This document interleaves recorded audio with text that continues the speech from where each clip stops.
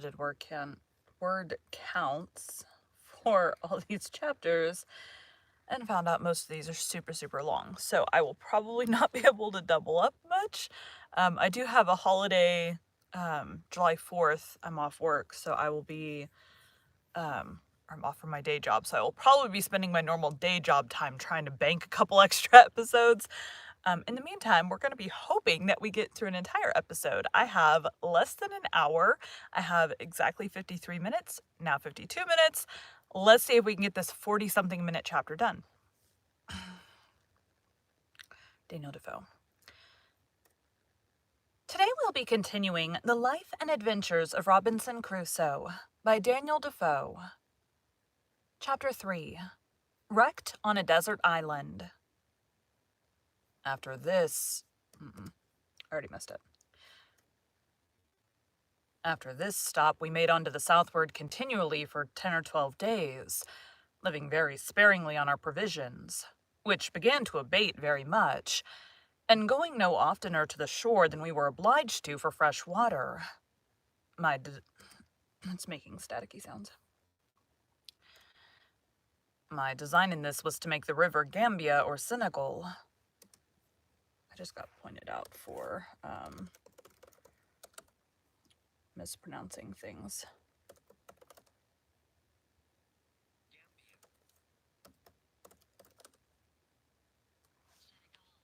Senegal. My design in this was to make the river Gambia or Senegal. That is to say, anywhere about the Cape de Verde, where I was in hopes to meet with some European ship, and if I did not, I knew not what course I had to take. Okay.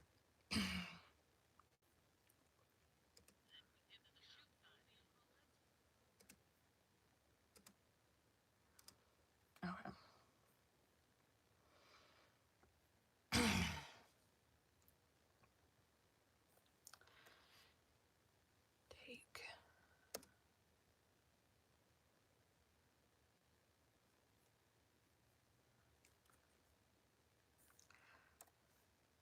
But to seek for the islands, or perish there among the Negroes.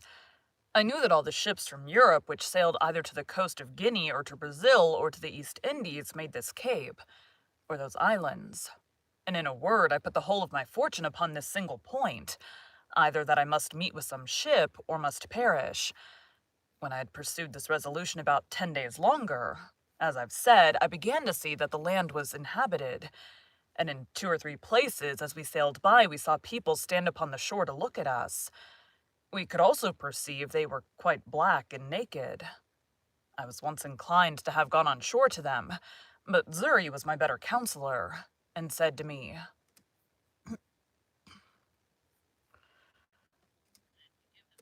"Then we give them no go, no go." However, I hauled in nearer the shore that I might talk to them, and I found they ran along the shore by me a good way.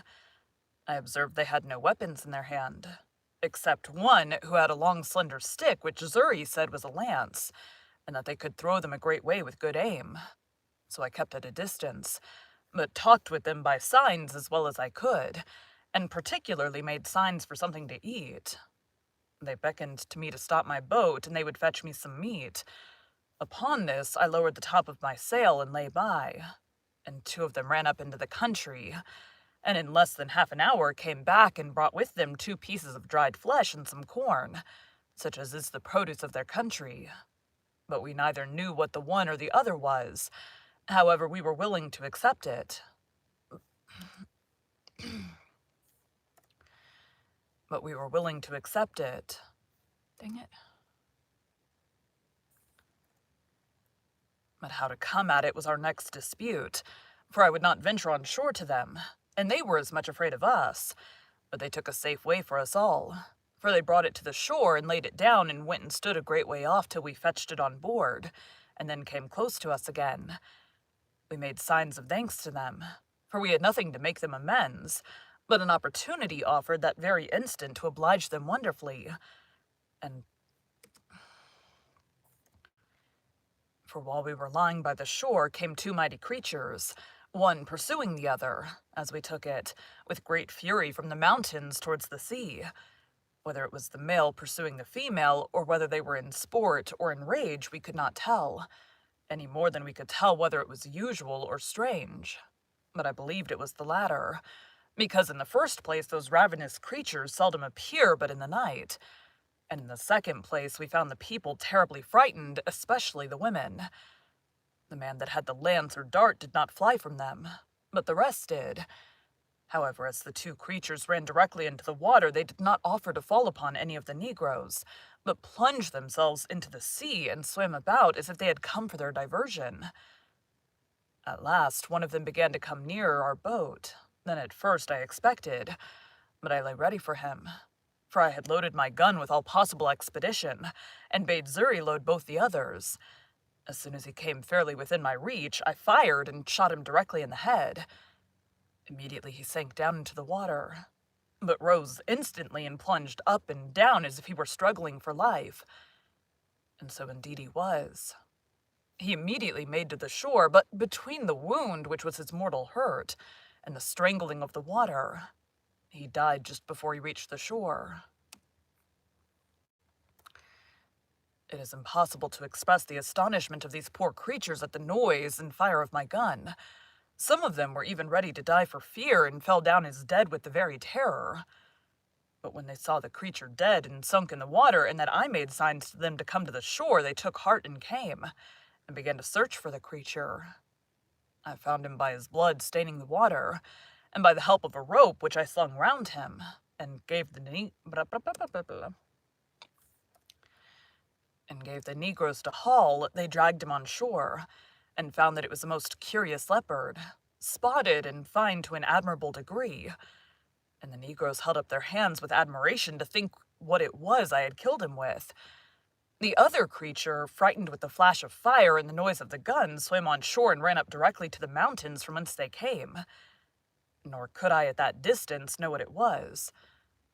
I found quickly the Negroes wished to eat the flesh of this creature, so I was willing to have them take it as a favor from me, which when I made signs to them that they may take him, they were very thankful for. Immediately they fell to work with him, and though they had no knife, yet with a sharpened piece of wood they took off his skin as readily and much more readily than we could have done with a knife. They offered me some of the flesh, which I declined, pointing out that I would give it to them, but made signs for the skin, which they gave me very freely, and brought me a great deal more of their provisions, which, though I did not understand, yet I accepted. I then made signs to them for some water, and held out one of my jars to them, turning it bottom upward to show that it was empty and that I wanted to have it filled. They called immediately to some of their friends, and there came 2 women and brought a great vessel made of earth and burnt, as I supposed, in the sun. This they set down to me as before, and I sent Xury on shore with my jars, and filled them all 3. The women were as naked as the men.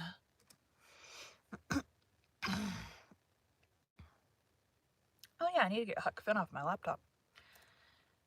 I was now furnished with roots and corn such as it was, and water, and leaving my friendly Negroes, I made forward for about 11 days more without offering to go near the shore, till I saw the land run out a great length into the sea, at about the distance of 4 or 5 leagues before me, and the sea being very calm, I kept a large offing to make this point. At length, doubling the point at about 2 leagues from the land, I saw plainly land on the other side, to seaward. Then I concluded, as it was most certain indeed, that this was the Cape de Verde, and those the islands called from thence Cape de Verde Islands. However, they were at a great distance, and I could not well tell that what I had best to do, for if I should be taken with a fresh of wind, I might neither reach one or other. In this dilemma, as I was very pensive, I stepped into the cabin and sat down, Xury having the helm, when on a sudden the boy cried out, "Master, master, a ship with a sail!" And the foolish boy was frightened out of his wits, thinking it must needs be some of his master's ship sent to pursue us. But I knew we were far enough out of their reach. I jumped out of the cabin and immediately saw not only the ship, but that it was a Portuguese ship, and as I thought was bound to the coast of Guinea, for Negroes. But when I observed the course she steered, I was soon convinced they were bound some other way and did not design to come any nearer to the shore, upon which I stretched out to sea as much as I could, resolving to speak with them if possible. With all the sail I could make, I found I should not be able to come in their way, but that they would be gone by before I could make any signal to them. But after I had crowded to the utmost, and began to despair, they, it seems, saw by the help of their glasses that it was some European boat, which they supposed must belong to some ship that was lost, so they shortened sail to let me come up. I was encouraged with this, and as I had my patron's ancient on board, I made a waft of it to them, for a signal of distress, and fired a gun, both which they saw, for they told me they saw the smoke, though they did not hear the gun.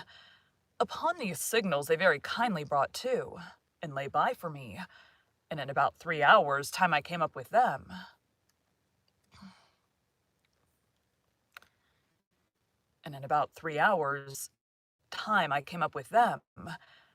They asked me what I was, Portuguese, and in Spanish, and in French, but I understood none of them.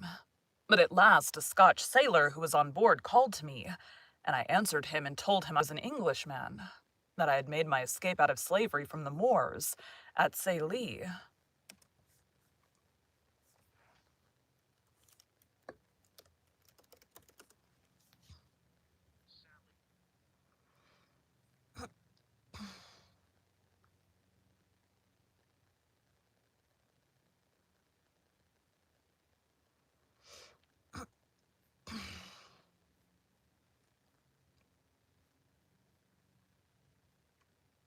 Someone's mowing their yard.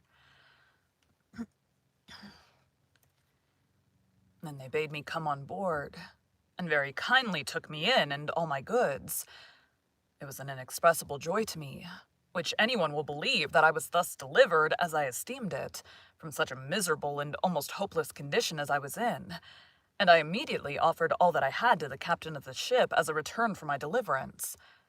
But he generously told me he would take nothing from me, but that all I had should be delivered safe to me when I came to the Brazils.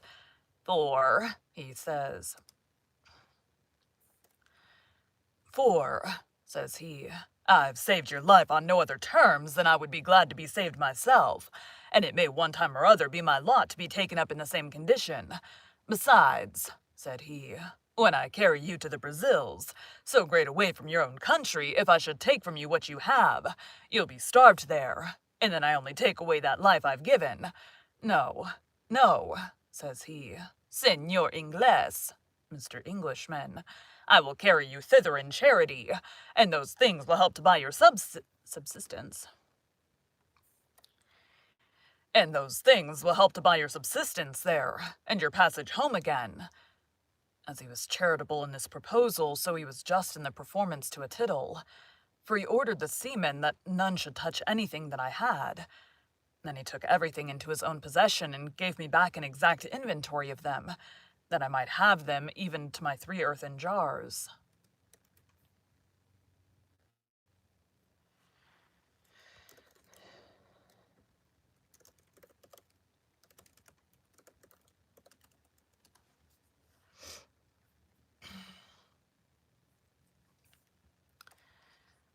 As to my boat, it was a very good one, and that he saw and told me he would buy it of me for his ship's use, and asked me what I would have for it.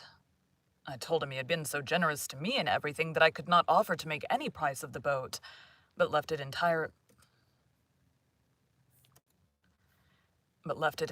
to him, upon which he told me he would give me a note of hand to pay me 80 pieces of 8 for it at Brazil, and when it came there, if anyone offered to give more, he would make it up. He offered me also 60 pieces of 8 for my boy Zuri, which I was loth to take.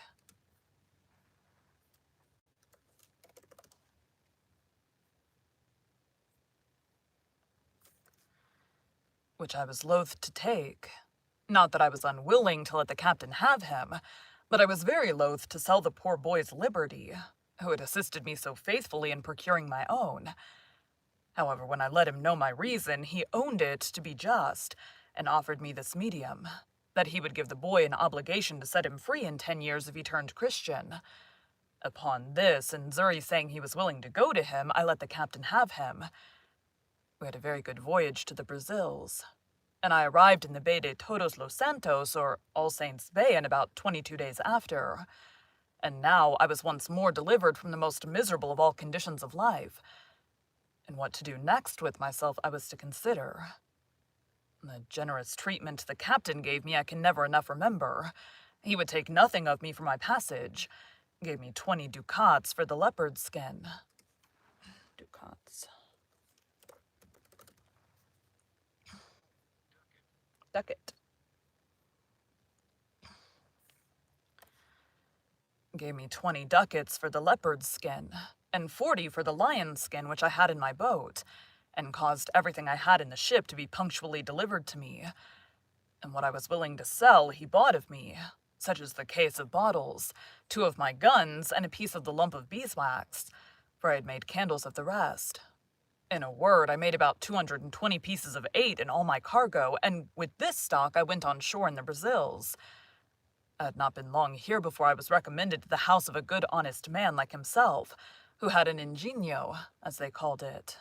That is, a plantation and a sugar house. I lived with him some time, and acquainted myself by that means with the manner of planting and making of sugar.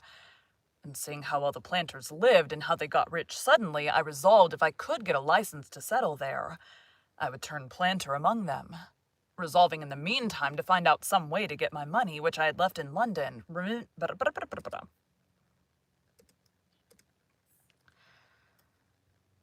Resolving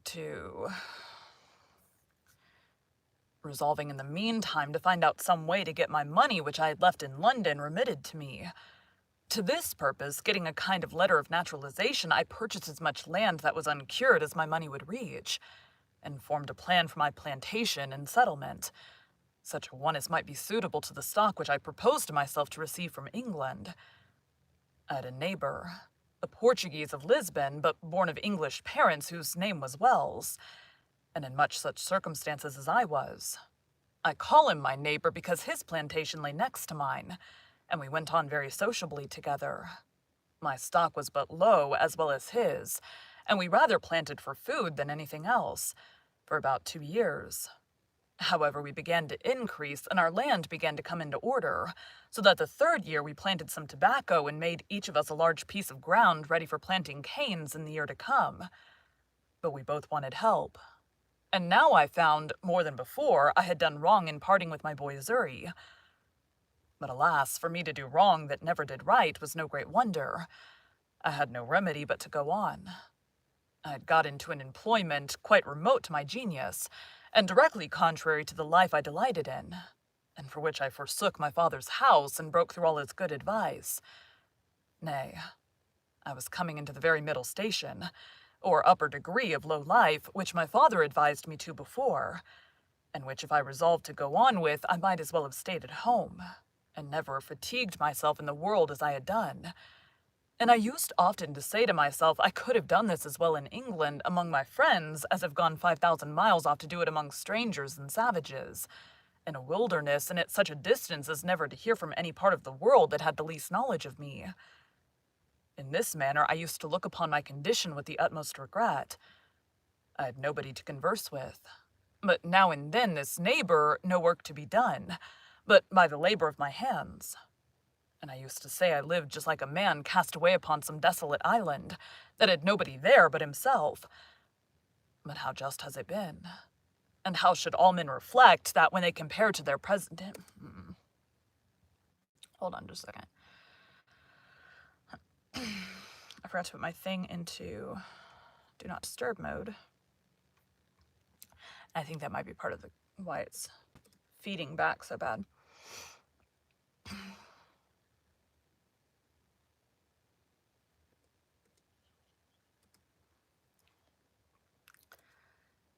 And how should all men reflect that when they compare their present conditions with others that are worse, heaven may oblige them to make the exchange and be convinced of their former felicity by their experience. I say, how just has it been, that the truly solitary life I reflected on in an island of mere desolation should be my lot, who had so often unjustly compared it with the life which I then led, in which, had I continued, I had in all probability been exceeding prosperous and rich. I was in some degree settled in my measures for carrying on the plantation before my kind friend. The captain of the ship that took me up at sea went back, for the ship remained there, and providing his lading and preparing for his voyage nearly 3 months. Lading? Yeah. 3 months. When telling him what little stock I had left behind me in London, he gave me this friendly and sincere advice. Lower. Senor Ingles, says he, for so he always called me, if you will give me letters and a procuration. Procuration? How do you, what?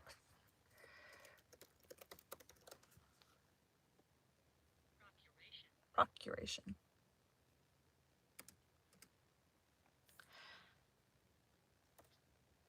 If you will give me letters and a procuration informed to me with orders to the person who has your money in London to send your effects to Lisbon, to such persons as I shall direct, and in such goods as are proper for this country, I will bring you the produce of them, God willing at my return.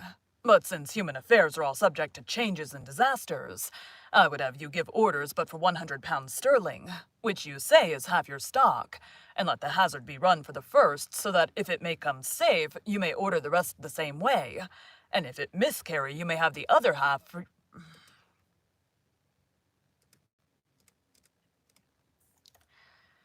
And if it miscarry, you may have the other half to have recourse to you for... And if it miscarry, you may have the other half to have recourse to for your supply. This was so wholesome advice, and looked so friendly that I could not but be convinced it was the best course I could take.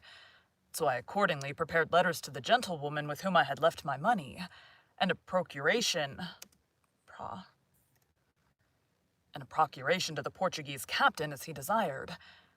I wrote the English captain's widow a full account of all my adventures, my slavery, escape, and how I met with the Portuguese captain at sea, the humanity of his behavior, and what condition I was now in, with all other necessary directions for my supply. And when this honest captain came to Lisbon, he found means by some of the English merchants there to send over not the order only, but a full account of my story to a merchant in London, who represented it effectually to her, whereupon she not only delivered the money, but out of her own pocket sent the Portugal captain a very handsome present for his humanity and charity to me. The merchant in London, vesting this £100 in English goods such as the captain had written for, sent them directly to him at Lisbon, and he brought them all safe to me to the Brazils, among which, without my direction, for I was too young in my business to think of them, he had taken care to have all sorts of tools, ironwork, and utensils necessary for my plantation, which were of great use to me. When this cargo arrived, I thought my fortune made, for I was surprised with the joy of it, and my steward, the captain, had laid out the £5, which my friend had sent him for a present for himself, to purchase and bring me over a servant under bond for 6 years' service, and would not accept of any consideration, except a little tobacco, which I would have...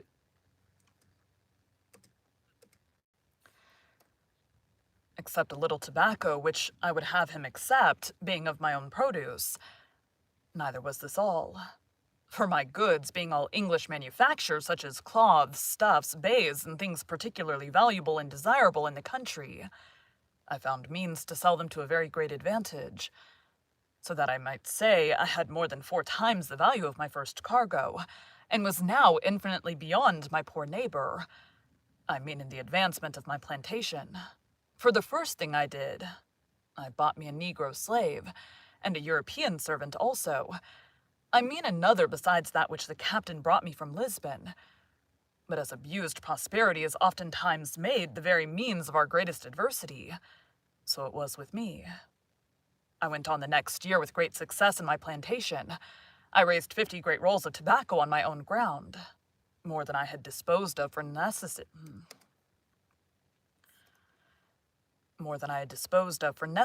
among my neighbors, and these 50 rolls, being each above 100 weight, were well cured and laid by against the return of the fleet from Lisbon. And now, increasing in business and wealth, my head began to be full of projects and undertakings beyond my reach, such as are indeed often the ruin of the best heads in business. Had I continued in the station I was now in, I had room for all the happy things to have yet befallen me for which my father so earnestly recommended a quiet, retired life, and of which he had so sensibly described the middle station of life to be full of. But other things attended me, and I was still to be the wilful agent of all my own miseries, and particularly to increase my fault and double the reflections upon myself, which in my future sorrows I should have leisure to make. All these miscarriages were procured by my apparent obstinate adhering to my foolish inclination of wandering abroad, and pursuing that inclination in contradiction to the clearest views of doing myself good in a fair and plain pursuit of those prospects, and those measures of life which nature and providence concurred to present me with, and to make my duty. As I had once done thus in my breaking away from my parents, so I could not be content now. But I must go and leave the happy view I had of being a rich and thriving man in my new plantation, only to pursue a rash and immoderate desire of rising faster than the nature of the thing admitted. And thus I cast myself down again into the deepest gulf of human misery than ever man fell into, or perhaps could be consistent with life in a state of health in the world.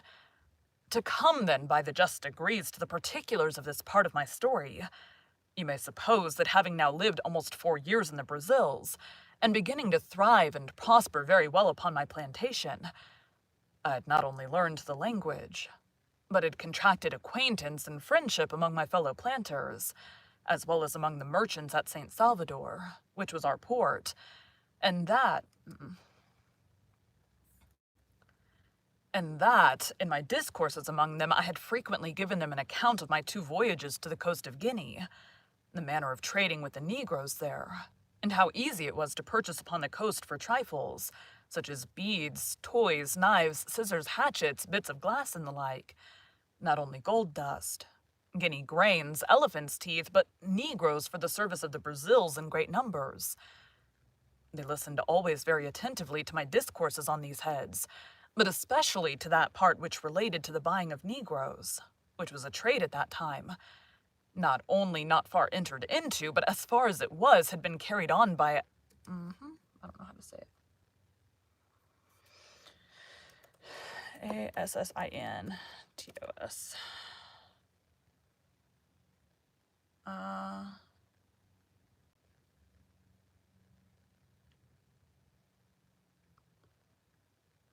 Asiento. That's what I would have guessed.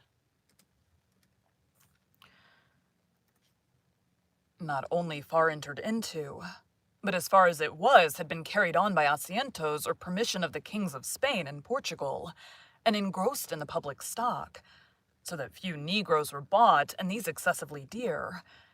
It happened, being in company with some merchants and planters of my acquaintance, and talking of those things very earnestly, 3 of them came to me next morning and told me they had been musing very much upon what I had discoursed with them of the last night, and they came to make a secret proposal to me, and after enjoining me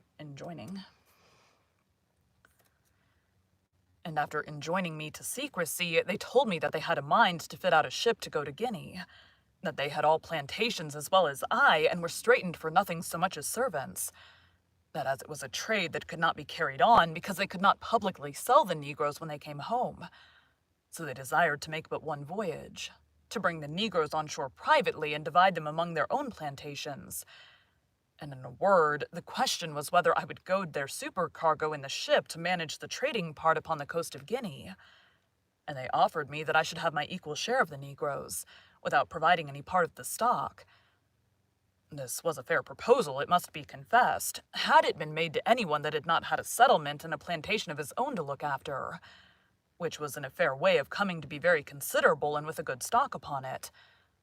But for me, that was thus entered and established, and had nothing to do but to go on as I had begun for 3 or 4 years more, and to have sent for the other £100 from England, and who in that time, and with that little addition, could scarce have failed of being worth 3 or 4,000 pounds sterling, and that increasing too. For me to think of such a voyage was the most preposterous thing that ever man in such circumstances could be guilty of. But I, that was born to be my own destroyer, could no more resist the offer than I could restrain my first rambling designs when my father's good counsel was lost upon me. In a word, I told them I would go with all my heart, if they would undertake to look after my plantation in my absence, and would dispose of it to such as I should direct if I miscarried. This they all engaged to do, and entered into writings or covenants to do so, and I made a formal will, disposing of my plantation and effects in case of my death, making the captain of the ship that had saved my life as before my universal heir, but obliging him to dispose of my effects as I had directed in my will, one half of the produce being to himself, and the other to be shipped to England. In short, I took all possible caution to preserve my effects and to keep up my plantation. Had I used half as much prudence to have looked into my own interest and have made a judgment of what I ought to have done and not to have done, I had certainly never gone away from so preposterous an undertaking, leaving all the probable views of a thriving circumstance and gone upon a voyage to sea, attended with all its common hazards, to say nothing of the reasons I had to expect particular misfortunes to myself. But I was hurried on, and obeyed blindly the dictates of my fancy rather than my reason, and accordingly the ship being fitted out, and the cargo furnished, and all things done as by agreement, by my partners in the voyage, I went on board in an evil hour, the 1st September 1659 being the same day 8 years that I went from my father and mother at Hull, in order to act the rebel to their authority and the fool to my own interests. Our ship was about 120 tons burden, carried 6 guns and 14 men besides the master, his boy, and myself. We had on board no large cargo of goods except of such toys as were fit for our trade with the negroes, such as beads, bits of glass, shells, and other trifles, especially little looking-glasses, knives, scissors, hatchets, and like. The same day I went on board we set sail, standing away to the northward upon our own coast, with design to stretch over for the African coast when we came about 10 or 12 degrees of northern latitude, which it seems was the manner of course in those days. We had very good weather, only excessively hot all the way upon our own coast, till we came to the height of Cape St. Augustino, from whence, keeping further off at sea, we lost sight of land and steered as if we were bound for the Isle Fernando de Noronha, holding our course northeast by north and leaving those isles on the east. In this course we passed the line in about 12 days' time, and were by our last observation in 7 degrees 22 minutes northern latitude, when a violent tornado or hurricane took us quite out of our knowledge. It began from the southeast, came about to the northwest, and then settled in the northeast, from whence it blew in such a terrible manner that for 12 days together we could do nothing but drive, and scudding away before it, let it carry us whither fate and the fury of the winds directed. And during these 12 days, I need not say that I expected every day to be swallowed up, nor indeed did any in the ship expect to save their lives. In this distress we had, besides the terror of the storm, one of our men die of the calenture, and one man and the boy washed overboard.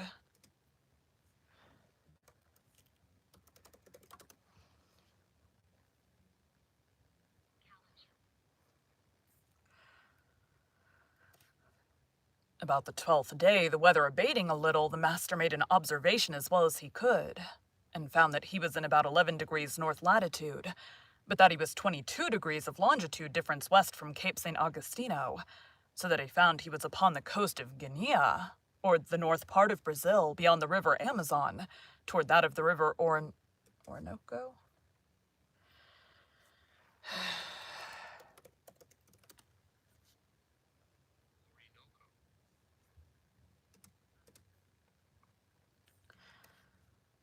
Toward that of the river Orinoco, commonly called the Great River, and began to consult with me what course he should take, for the ship was leaky and very much disabled, and he was going directly back to the coast of Brazil.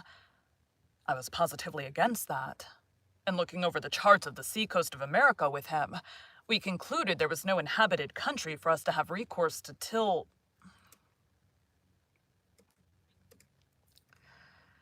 we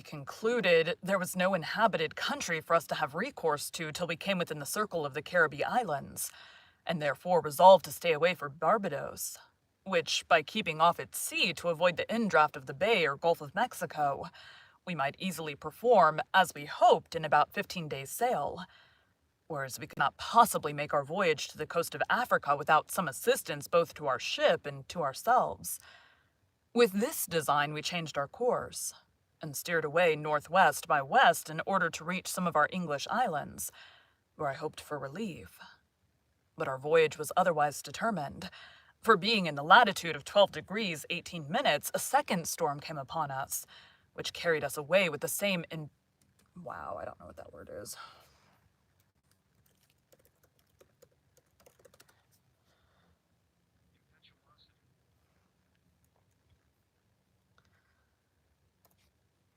Which carried us away with the same impetuosity westward and drove us so out of the way of all human commerce, that had our lives been saved as to the sea, we were rather in danger of being devoured by savages than ever returning to our own country.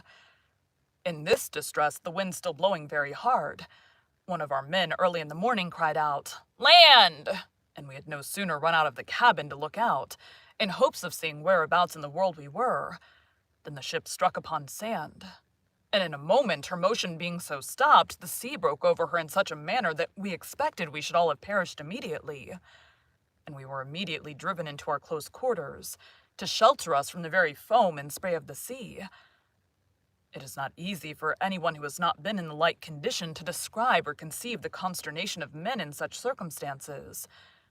We knew nothing where we were, or upon what land it was we were driven, whether an island or the main, whether inhabited or not inhabited, as the rage of the wind was still great, though rather less than at first.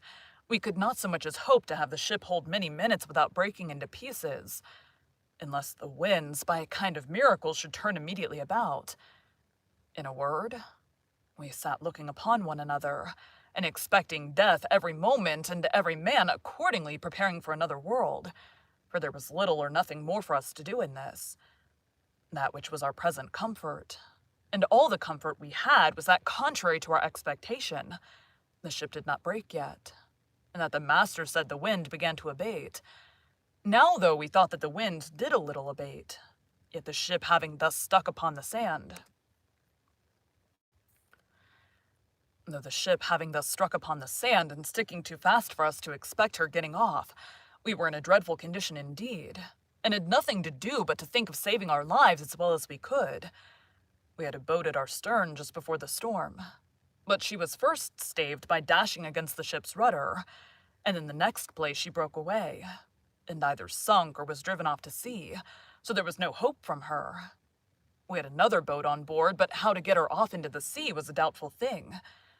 However, there was no time to debate, for we fancied that the ship would break in pieces every minute, and some told us she was actually broken already.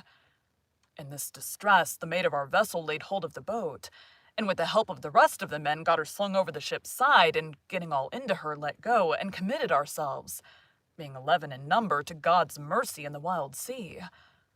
For though the storm was abated considerably, yet the sea ran dreadfully high upon the shore, and might be well called den wild zee, as the Dutch call the sea in a storm. And now our case was very dismal indeed, for we all saw plainly that the sea went so high that the boat could not live, and that we should be inevitably drowned.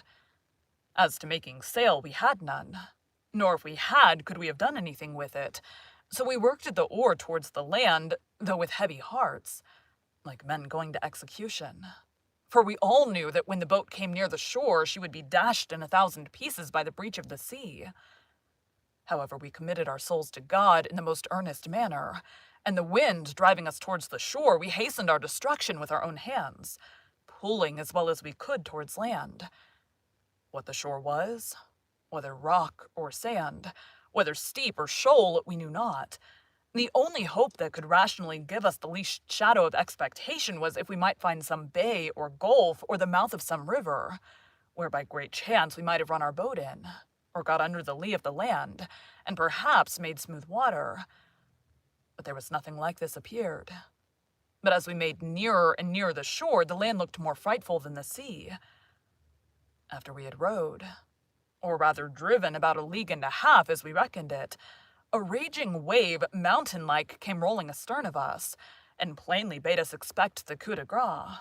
It took us with such a fury that it overset the boat at once, and separating us as well from the boat as from one another gave us no time to say, "Oh God," for we were all swallowed up in a moment.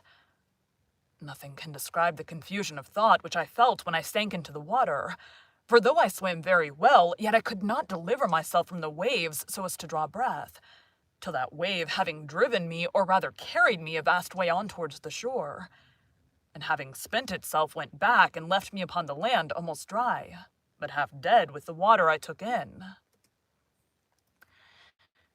I had so much presence of mind as well as breath left that seeing myself nearer the mainland than I expected, I got upon my feet and endeavored to make on towards the land as fast as I could before another wave should return and take me up again. But I soon found it was impossible to avoid it, for I saw the sea come after me as high, as great as a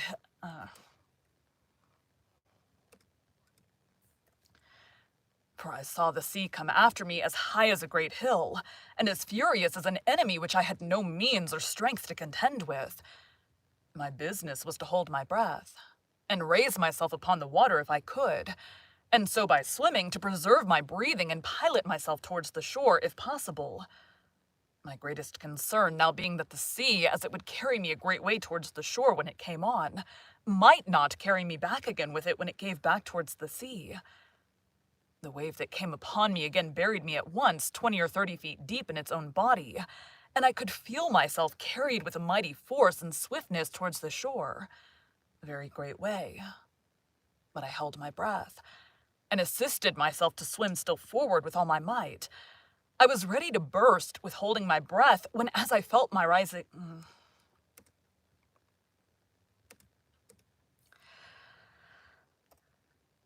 I was ready to burst with holding my breath when, as I felt myself rising up, so to my immediate relief, I found my head and hands shoot out above the surface of the water. And though it was not 2 seconds of time that I could keep myself so, yet it relieved me greatly, gave me breath and new courage. I was covered again with water a good while, but not so long but I held it out, and finding the water had spent itself and began to return, I struck forward against the return of the waves, and felt ground again with my feet. I stood still a few moments to recover breath, until the waters went from me, and then took to my heels and ran with what strength I had further towards the shore. But neither would this deliver me from the fury of the sea, which came pouring in after me again. And twice more I was lifted up by the waves and carried forward as before, the shore being very flat.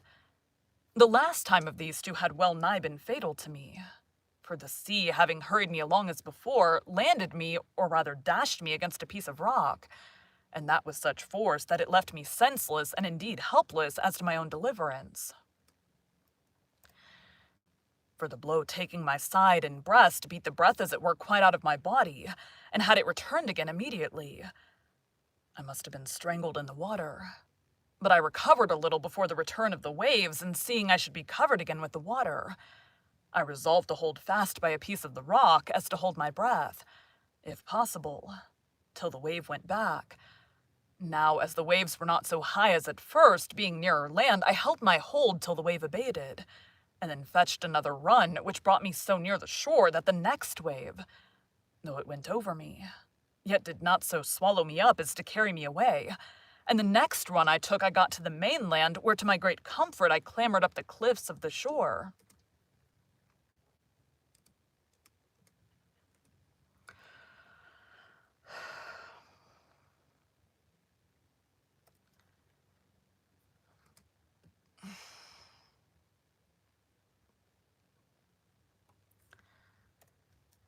And the next run I took, I got to the mainland, where to my great comfort I clambered up the cliffs of the shore and sat me down upon the grass, free from danger and quite out of reach of the water. I was now landed and safe on shore, and began to look up and thank God that my life was saved, in a case wherein there was some minutes before scarce any room to hope. I believe my stomach just made a noise. I believe it is impossible to express to the life what the ecstasies and transports of the soul are, when it is so saved, as I may say, out of the very grave. And I do not wonder now at the custom when a malefactor...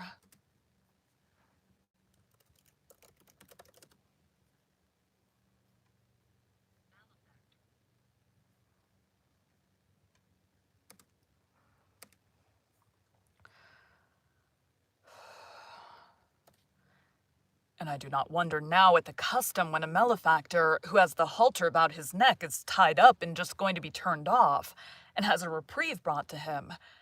I say I do not wonder that they bring a surgeon with it, to let him blood that very moment they tell him of it, that the surprise may not drive the animal's spirits from the heart and overwhelm him. For sudden joys, like griefs, confound at first. I walked about on the shore, lifting up my hands and my whole being, as I may say, wrapped up in a contemplation of my deliverance, making 1,000 gestures and motions which I cannot describe, reflecting upon all my comrades that were drowned, and that there should not be one soul saved but myself. For as for them, I never saw them afterwards, or any sign of them except 3 of their hats, 1 cap and 2 shoes that were not fellows. I cast my eye to the stranded vessel, when the breach and froth of the sea being so big I could hardly see it, it lay so far of, and considered, Lord, how was it possible I could get on shore? After I had solaced my mind with the comfortable part of my condition, I began to look round me, to see what kind of place I was in and what was next to be done, and soon found my comforts abate, and that, in a word, I had a dreadful deliverance. For I was wet, had no clothes to shift me, nor anything either to eat or drink to comfort me. Neither did I see any prospect before me but that of perishing with hunger or being devoured by wild beasts. And that which was particularly afflicting to me was that I had no weapon, either to hunt and kill any creature for my sustenance, or to defend myself against any other creature that might desire to kill me for theirs. In a word, I had nothing about me but a knife, a tobacco pipe, and a little tobacco in a box. This was all my provisions, and this threw me into such terrible agonies of mind that for a while I ran about like a madman.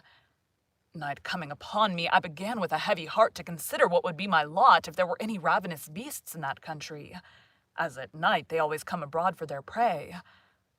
All the remedy that offered to my thoughts at that time was to get up into a thick, bushy tree like a fir, but thorny, which grew near me, and where I resolved to sit all night, and consider the next day what death I should die, for as yet I saw no prospect of life.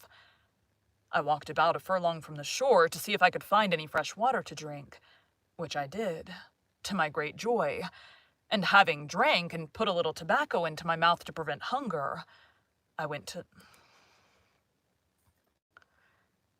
the tree, and getting up into it, endeavored to place myself so that if I should sleep, I might not fall. And having cut me a short stick like a truncheon for my defense, I took up my lodging. And having been excessively fatigued, I fell fast asleep, and slept as comfortably as, I believe, few could have done in my condition, and found myself more refreshed with it than I think I ever was on such an occasion. Thank you for joining Bite at a Time Books today, while we read a bite of one of your favorite classics. Again, my name is Bree Carlile, and I hope you come back tomorrow for the next bite of the life and adventures of Robinson Crusoe. Ran out of air. How many? So I went through and got the time. That was supposed to be 48 minutes, and it came in at just under 40. So sometimes word counts are off. Like if it has a bunch of smaller words, it's going to be a little bit, and depending on how fast I'm talking too. So I was talking a little bit fast on that one. But if there's a lot more smaller words, the chapter's going to take less time than it says. And if there's a lot of longer words, and there weren't really it was mostly small words in this chapter, so it makes it go a little bit faster. Anyways, that's it for today. I have to hop off. I have to go work now. I'll have to get the behind the story done either later today or tomorrow or something. This book has like super long chapters, like the entire book. It's 20 chapters long, 12, almost 13 hours worth of audiobook. So it's gonna be a beast. All the chapters, there are some that are like 20 minutes and I'll have to like double up on those days. But like tomorrow's chapter is almost an hour long. So I may have to like skip ahead. I may have to kind of skip around based on, because like tomorrow I need to take a shower, and so that will make it take long. So like if I can be like on beat in the morning, I can do the chapters in order. If I have a morning where like I get in here a little bit later, I may have to kind of like skip around and do different chapters to get them all done, but we will do our best. Ideally, I would like to do them in order, so we'll see. Anyways, thanks, guys!